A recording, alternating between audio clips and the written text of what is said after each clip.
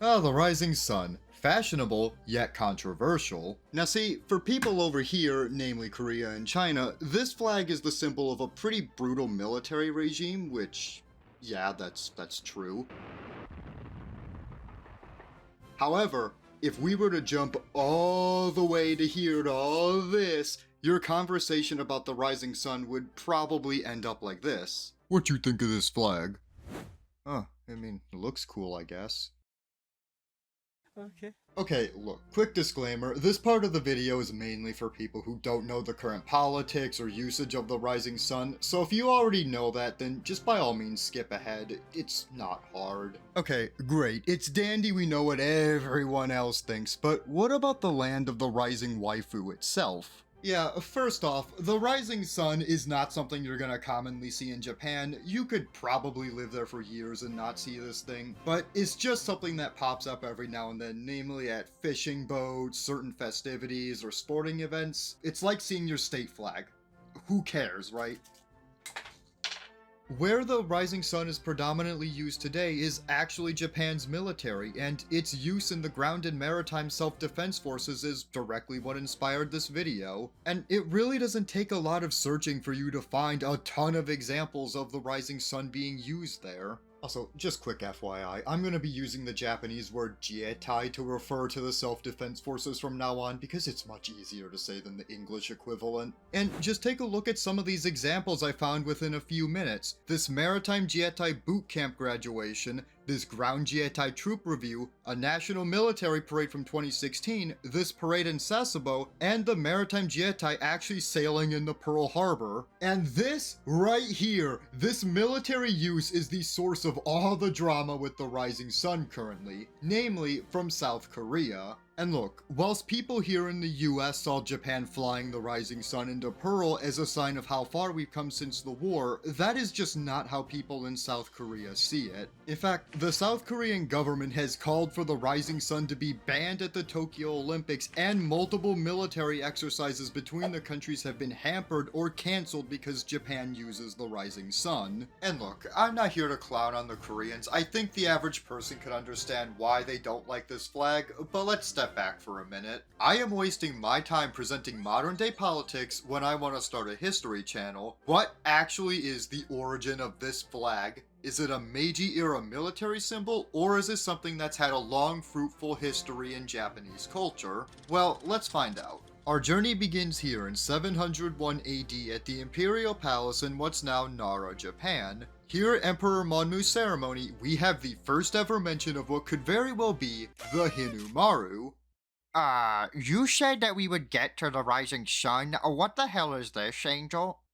Yeah, Joe, we are, and I think it's important that you understand the history of the sun itself in Japanese culture because it directly impacts the rising sun. In those times, Japanese people genuinely revered the sun, and they saw it as the nurturer of all life along with the goddess Amaterasu. There was an understanding amongst their populace that if Amaterasu or the sun ceased to exist, then the entire planet would go with them. As such, banners with the sun were seen at festivals, ceremonies, and people believed that they brought good luck. And most crucially for us, samurai clans began carrying sun banners in the battle for all the same reasons. Likewise, iron fans like this paper one I printed out were actually used to give commands on the battlefield, and they had sun designs on them too. However, the samurai were far from a united group, and often they would wage wars against one another, especially during the Sengoku period, where for nearly 150 years Japanese society was in utter turmoil. Now you, brave warrior, what could possibly go wrong for you if your clan and all the enemy ones are using the same or similar aforementioned symbol on all the equipment? Go ahead, I'll give you a second to think about that. Who the fuck am I supposed to behead? We don't know. In situations where split-second decisions and recognitions of commands is what makes the difference between life and death or victory and defeat, it is imperative you tell friend from foe. I can't tell you two apart.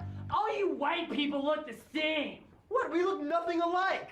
As such, samurai clans began adding clouds to their crests, some changed the shape of the sun, and notably, some clans in Kyushu made a decision that would live in infamy. Samurai clans in Hizen and Higo added the sun rays to their crests, signifying the birth of the rising sun during the Sengoku period. And whilst it's likely these clans added the rays of the sun to their banners for the same pragmatic reasons as everyone else, there is something about Kyushu itself that's worth mentioning. Namely, it was known as a land of vast sunlight. So, funny enough, yes, there is a land of sun within the land of the rising sun. But surely by now you guys have kinda noticed I'm skimming on details, and that's because I don't really have a lot to work with. Everything I told you could very well be myth. What I just told you is essentially the nice tidy version of history with a neat bow, but in reality, we hardly know the origins of the Hinumaru, let alone the rising sun. Surviving artifacts from the Sengoku period are rare. After all, Sengoku literally means warring states, but the period simultaneously ended 400 years ago. And given the fact our modern day consumer junk hardly lasts 5 years, do you seriously believe banners made of cloth would survive 400? No, no, no. Of course not, and samurai themselves are of no help because they were only about 10% of the population at any given point. So on top of them being rare, armor was also expensive, so not every samurai had armor. Some only had a few pieces that were essential, and very, very few samurai had full actual sets, so even there's not much left behind. Most of the history, from what I can tell, is the families and temples themselves passing the stories on. And whilst that does mean claims of the rising sun, or any other crest for that matter used during the Sengoku period are sketchy, that doesn't automatically make them untrue. Remember, we have written records to suggest that sun banners existed, and there are some surviving artifacts from the 1800s that prove varieties of sun on banners or iron fans did exist. And honestly, if you think about it logically even for just a few minutes, it would honestly be weirder if people didn't add the sun's rays to these banners. But this is still driving us right into a brick wall. Are there actually any concrete visible rising suns? Well, take a look at this. What you're looking at here is the crown worn by Japanese emperors and crown princes up until Emperor Kome took the throne in 1846. And whilst it's not an exact match, it is a fine contender for a rising sun. After all, we've seen the Hinumaru had a lot of variants previously. And don't let the start date of Emperor Kome's reign fool you, because we actually have sketches from 1806 of this exact crown, meaning it is most likely quite a bit older than this. And there's even a diary from 1036 called Yuki that describes this crown, so to hell with samurai then, because depending how liberal your interpretation is, the rising sun could be over 1,000 years old, and royalty on top of that. So that's it, right? Mystery solved. The rising sun is probably over 1,000 years old and was probably used by Kyushu warriors, so that's it, right? Video over. Pack it up, boys, let's go home. No. Whilst what I showed is cool, it is either potentially a myth or not what we see as the rising sun at all. And I am not about to get lazy on you guys, so here is a painting from 1822-ish by Utagawa Toyokuni that depicts a stage actor. And what is this I see? That is a clear,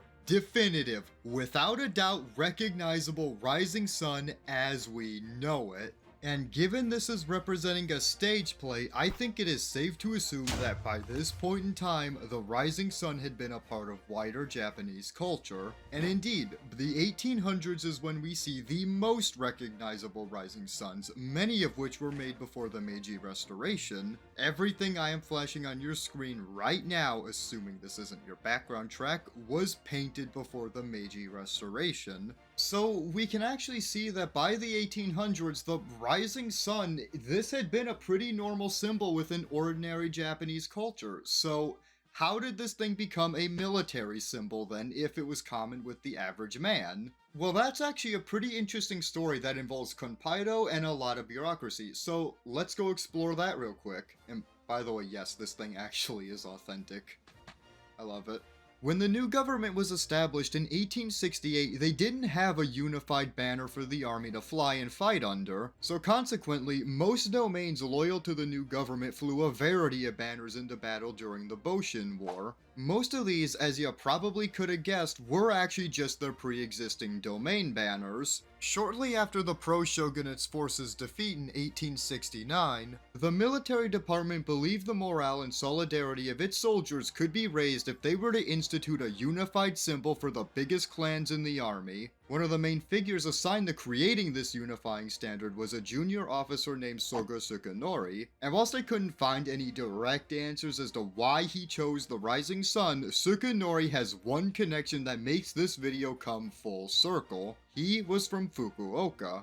And do you want to take a guess where Fukuoka is? Kyushu. And if you'll recall earlier in this video, Kyushu, according to a bunch of sources, was where the Rising Sun originated at all. And if you want to throw even more weight to my theory, Satsuma was one of the domains that monopolized power within Japan's government and military. And if you have even just a little bit of sense, you can probably guess where Satsuma is located. Kyushu. It always goes back to Kyushu. So the Rising Sun, it must have been a beloved initial design in the Imperial Diet, right? Huh? According to Tsukunori, the original design they submitted actually had the rays tapered, so it got ridiculed for looking like a piece of konpaido. It was only when the rays were untapered to the design that we would know today that the Imperial Diet ended up accepting the flag. And the crazy thing about all of this is that this was meant to be a one-off use. The Rising Sun was not initially intended to be a national military flag. It was just something to promote unity during the Army's drill review in April 1870, which, by the way, was so important of an event that Emperor Meiji himself was going to attend. But evidently, this flag must have exceeded expectations with the soldiers because the Council of State ended up making it the Army's national flag on May 15th of that same year. Fasting forward to 1873, and Army Minister Yamagata had proposed adopting a regimental flag system based on what had existed in France at the time, and obviously this proposal became de jure as on January 23, 1874, the 1st and 2nd Imperial Guard infantry regiments were bestowed the Rising Sun as their regimental flags by Emperor Meiji himself. Come December 2nd that same year, the Rising Sun had been designated as the official war flag of the army, and thus the artillery, cavalry, and regular infantry regiments were all bestowed a flag as well. Now here's something pretty funny I discovered during my research. Because the cavalry battalions, keep that in mind, were not made regiments until 1896, they were never actually bestowed a banner until that point because, well, they were battalions, so their flags only existed on paper. Anyways, as for the Navy, they had actually been using the Hinumaru as their ensign on the ships, which was in line with civilian vessels. But on October 7th, 1889, the cabinet declared that the Navy's ensign must match the war flag, so it was changed. And here's a detail I bet you never noticed. The Rising Sun used by the Army and Navy were not the same. The Army's is centered, whilst the Navy's is that iconic off-center design that we all know. In fact, you can even see this difference today with the flags of the ground and maritime Jietai. But back to the past. It really should come as no surprise that the aforementioned events are what would lead the Rising Sun to gaining a controversial reputation. Look, we can debate the origin and original meaning of the Rising Sun all day, but there is no denying that this thing exploded in popularity during the Meiji Restoration. And no place more than the military, because not only were regiments being bestowed this flag, they were also giving deep symbolic meanings to their regimental banners. One of these meanings was actually the flag being a representation of the Emperor himself whilst on the battlefield. But also, and perhaps more important for unit morale, was the fact that the flag symbolized everything about your regiment. I think this quote from then Second Lieutenant Sakurai Tadayoshi's book Human Bullets describes it better than I ever could. This part of the book is quoting his Brigadier General Nobuyoshi Yamanaka. The flag of your regiment has already won a glorious name in the Japan-China War. Its fame is impressed upon the minds of all. You have the responsibility of keeping this honor unsullied. You are in duty bound to add to its splendor, and whether you will do so or not solely depends upon your determination. Remember that if you once bring a spot of disgrace upon the flag, an opportunity of washing it away will not easily come. Do not destroy by a single failure the honor which your flag has retained since its first battle. I deem it my highest glory to share in its ups and downs, to live and die with you officers and men beneath this historic flag. And later on in this same book, Lieutenant Sakurai goes on to say this: to die under the flying flag of the rising sun, and to die while doing splendid service to one's country, was the wish and resolve of every heart. Now, whether the average conscript was feeling that way and not officers like Lieutenant Sakurai is debatable, but that's a topic for another video. What is on topic for us today is that this flag became a huge symbol in the military, which that's hardly surprising when you consider the fact that every Meiji-era military leader was a former samurai, many of whom also happen to hail from Kyushu. So the rising sun taking on such strong symbolism is honestly a pretty logical conclusion. And because I want to illustrate my point further, I also happen to have a story from the Satsuma Rebellion. During the war, Major Nogi Marasuke's regiment had been completely surrounded by samurai rebels after a failed assault, and during the chaotic fighting, the regiment began a retreat, and in the process, the standard bearer ended up getting killed, and Major Nogi lost his regimental colors. Now, despite the Major fighting bravely and even being shot off his horse, losing the colors was considered so outrageously disrespectful to the Emperor that another Japanese officer actually told Nogi that he should commit suicide to atone for his mistake. Now, Major Nogi didn't do that. In fact, he actually went on to be a lieutenant general commanding the Third Army in the Russo-Japanese War. But even though by that point it had been 30 years since General Nogi lost his colors, people were actually still harassing and tormenting him for it. And the symbolism attached to these flags went well beyond people and the symbol itself even. Every scratch, every bullet hole, every rip was considered a showing of the regiment's honor, so the flags were never replaced. By the end of World War II, there were some regimental banners that were literally just a tassel and pole remaining. For the ones that were still intact by 1945, they were actually burnt as to not end up in the hands of the Americans, and this definitely worked, because only a single regimental flag still exists in perfect condition today, and you can actually go visit it at the Yasukuni Museum. But that's all Army stuff. What about the Navy? Well, the Navy Ministry had this to say in the 1930s. The rays represent His Imperial Majesty's august glories shining forth over the four seas. Yeah, that's all I could find. No matter how hard I tried to look, and believe me, I did try, there was nothing extra expanding on the Navy's views. But then again, if you're on a literal sinking ship, there's really only one place for that flag to go, right? But then, what about the naval infantry? Because surely they just wouldn't abandon it and leave it, right? Well, I would assume so, but again, there's really nothing specific I could find about it. So that means this bit is dead in the water.